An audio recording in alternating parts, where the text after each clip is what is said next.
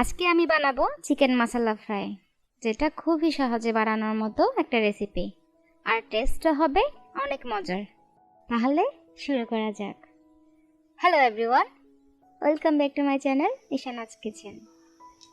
সবার প্রথমে কড়াই গরম করে পরিমাণ মতো তেল দিয়ে দিচ্ছি। তারপর একে একে সব গোটা গরম মশলাগুলো দিয়ে দেব। 5টা এলাচ, 2-3 টুকরো দারচিনি, 5-6টা লবঙ্গ আর 3টে তেজপাতা হালকা ভেজে নেব। কুচানো 1 কাপ পেঁয়াজ দিয়ে লাল করে ভেজে নেব।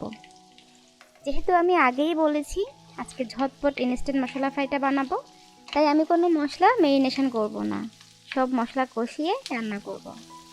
তবে এই রেসিপিতে ফ্রিজের মাংসের চেয়ে শুদ্ধ মাংস রান্না করলে ভালো খেতে হয়। আপনাদের বাড়িতে যেদিন বাজার সদাই হয় সেদিন এই চিকেন মশলা ফ্রাইটা বানিয়ে দেখতে পারেন। লবণ দিচ্ছি স্বাদ মতো, হলুদ 2/3 চা চামচ, মরিচ গুঁড়ো আমি 2 চা চামচের মতো দিলাম, আপনারা আপনাদের স্বাদ অনুযায়ী দিবেন।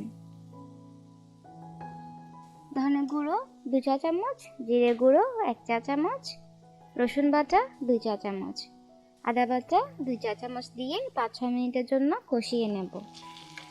কষানোর মাঝে খানিক পর পর জল অ্যাড করব, যাতে মশলা পুড়ে না যায়। এই রান্নায় টমেটো দিলে আরও মজার হয় খেতে। টমেটো তো সবসময় হাতের কাছে পাওয়া যায় না, তাই ঘরে যা ছিল তা দিয়েই আজকে রেসিপিটি শেয়ার করছি।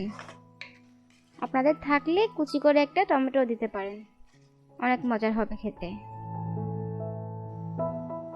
চিকেনটা আমি একটু ছোট সাইজের করে কেটে নিয়েছি। দাঁড়ান একটু সামনে থেকে দেখাই। ঠিক এইরকম সাইজের করে কেটে নিলে মশলা ভালোভাবে ঢোকে।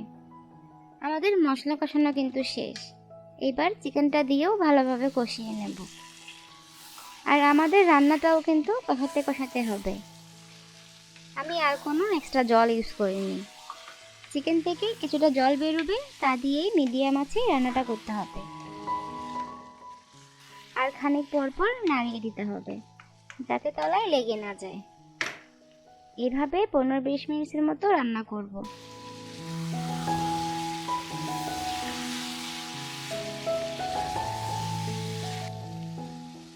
চিকেনটাকে আর একটু সফট করার জন্য দিয়ে দেব 2 টেবিল চামচ লেবুর রস। এতে চিকেন খেতে ড্রাই মনে হবে না, আর ময়েস্ট থাকবে। আর চিকেন ঢাকা দিয়ে রান্না করলে দেখবেন সুন্দর জল বেরিয়ে আসবে।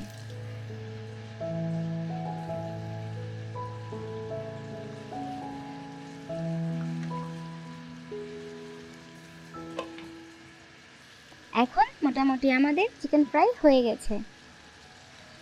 চুলোর জাল এখন লোতে রাখবো। দিয়ে দিচ্ছি গোটা কাঁচামরিচ 6-7টার মতো, আর গরম মশলা।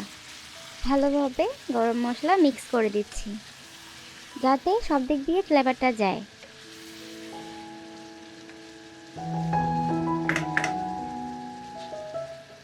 এরপর 1/2 চা চামচের মতো চিনি দিয়ে দিচ্ছি, স্বাদটাকে ব্যালেন্স করার জন্য। আপনারা চাইলে বাদও দিতে পারেন।